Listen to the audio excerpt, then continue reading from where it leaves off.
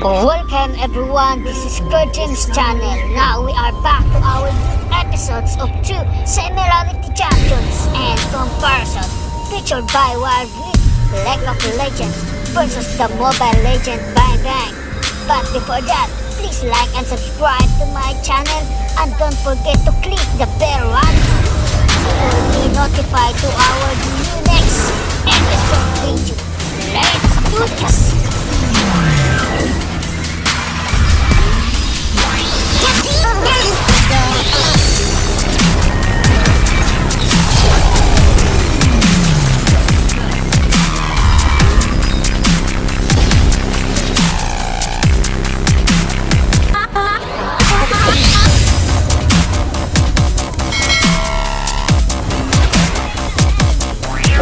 There is no greater symbol of Noxian might than Darius, the nation's most feared and battle-hardened warrior. Orphaned at a young age, Darius had to fight to keep himself and his younger brother alive. By the time he joined the military, he had already developed the strength and discipline of a veteran soldier. The first true test of Darius' resolve occurred in a crucial battle against the Demacia, where the Noxian forces were exhausted and outnumbered. Darius' captain called for his troops to retreat, but Darius refused to accept such an act of cowardice. Breaking formation, Darius strode towards the captain and decapitated him with one sweep of his gigantic axe. Both terrified and inspired, the soldiers followed Darius into battle and fought with incredible strength and fire. After a long and grueling battle, they ultimately emerged victorious. Seizing the momentum from this victory, Darius led his now fiercely loyal troops in a devastating campaign against the Demacia. After proving his power on the battlefield, Darius turned his gaze homeward. He saw a Noxus riddled with weakness, where greedy, complacent nobles drained the nation's strength. Seeking to restore his country to greatness, Darius took it upon himself to reshape the Noxian leadership. He identified the weak figureheads and violently removed them from their positions of power. Many Noxus saw Darius' call as an attempt to seize power, but he had a different plan for the throne. He had been watching the rise of Jericho Swain with keen interest. In Swain, Darius saw a leader with the mind and determination to bring Noxus to glory. Now allied with the master tactician, Darius works to unite the nation behind his vision of true Noxian strength.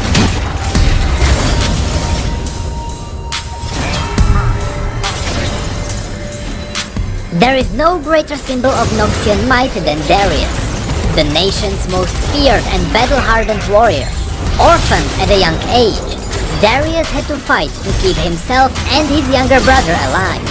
By the time he joined the military, he had already developed the strength and discipline of a veteran soldier. The first true test to Darius' resolve occurred in a crucial battle against the Demacia, where the Noxian forces were exhausted and outnumbered. Darius' captain called for his troops to retreat, but Darius refused to accept such an act of cowardice. Breaking formation, Darius strode towards the captain and decapitated him with one sweep of his gigantic axe.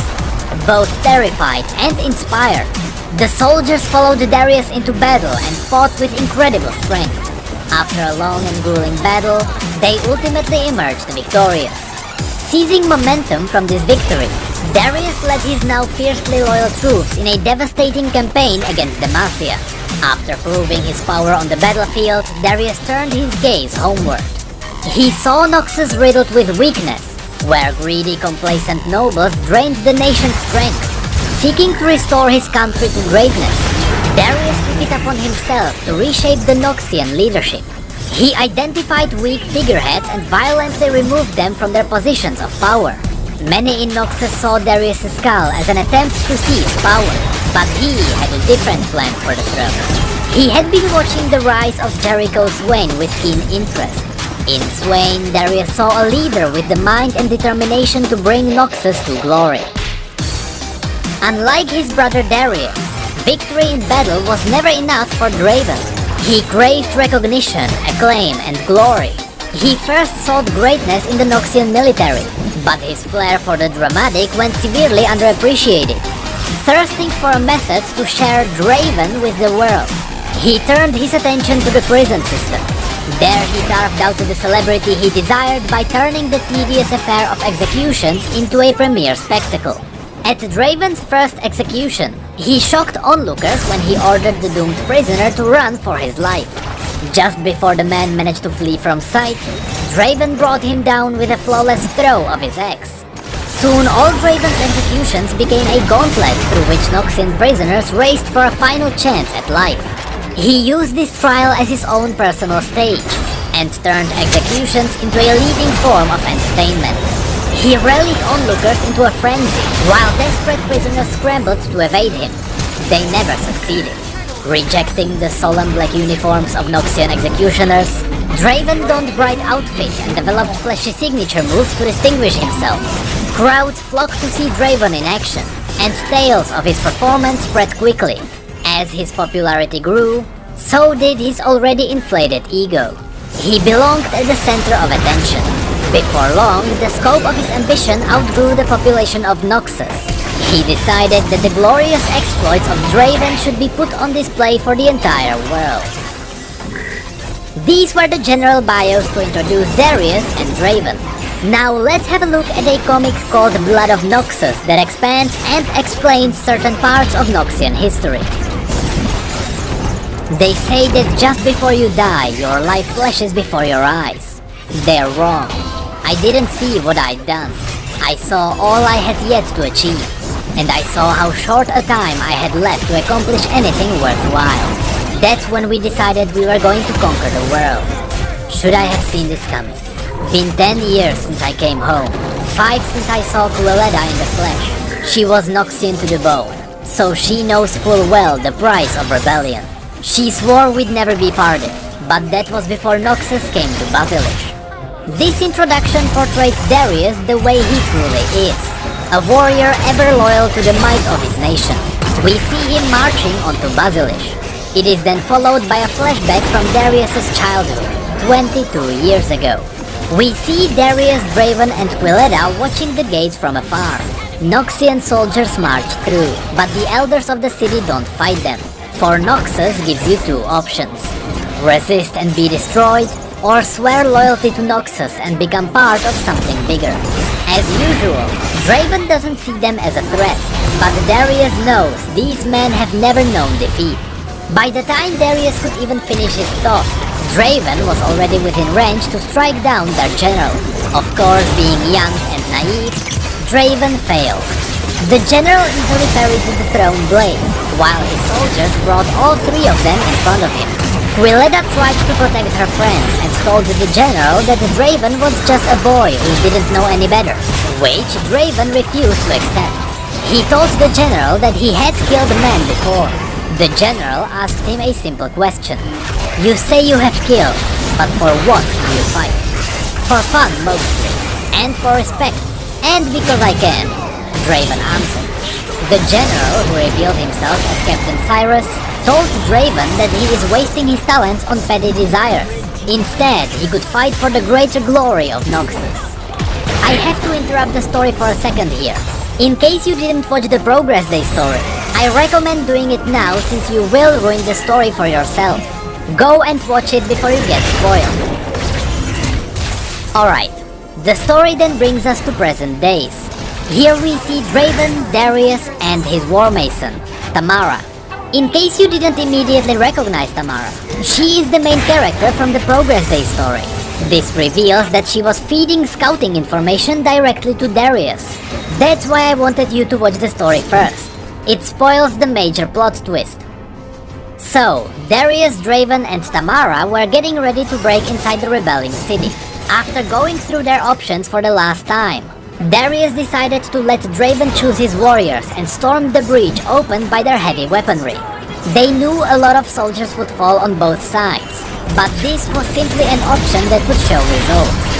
The scene cuts right after Draven got caught in an enemy explosion.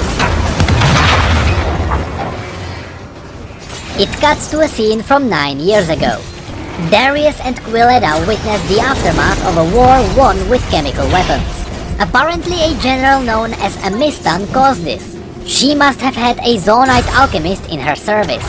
Quill told Darius that she is aware of the horrors Noxus is using in wars, but using chemical weapons is far worse than anything she had seen. After that, Cyrus arrived. It seems like he knew about this, and he was glad to see the Zonite weapons proved effective on the battlefield. Darius reported that the road to Neverai is clear. Since Neverai is in Ionia, it confirms that this place was a testing ground during the invasion of Ionia.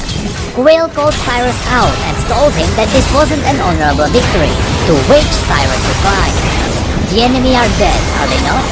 Quill continued by pointing out that no army was destroyed that day, only farmers, elders, and children. The scene cuts back to present days. It was right after the battle. Darius was visiting Draven to see how his wounds were doing after the explosion got him. Darius realized that this wasn't a coincidence. Quill knew Draven would rush the breach, so she prepared the explosion. Darius had to act. After that, he visited a place he held dear in his memories. Blackrock Manor. This used to be our place. I loved her then. I think maybe I still do. But I won't let that stop me. A series of memories from 9 years ago rushed into his head. It was him together with Quill. They were enjoying their final moments together before their legion split. It was their final memory together before they marched to the opposite ends of the Empire. This memory faded as an assassin appeared from behind a tree, only to be killed a second later by Draven's axe. After that, Darius and Draven marched on the city's gates. With the head of their assassin, they forced the leader of the rebellion to walk out. That's when Quill appeared. Disappointed that Darius is still alive, she had to ask him, why did he go there? To remember, to see if he could understand why she was doing this, he answered. And yet, he did not understand. Quill introduced her second in command, Invadio. Originally that position was occupied by Quill's son, but Quill revealed that Darius' call to arms killed him. He died fighting for Noxus in Freljord. The savages sent his head back to his general. Then Darius questioned her motives. He asked her if she was doing this because her son died. He told her that Noxus is built on war, on blood and sacrifice of its sons and daughters.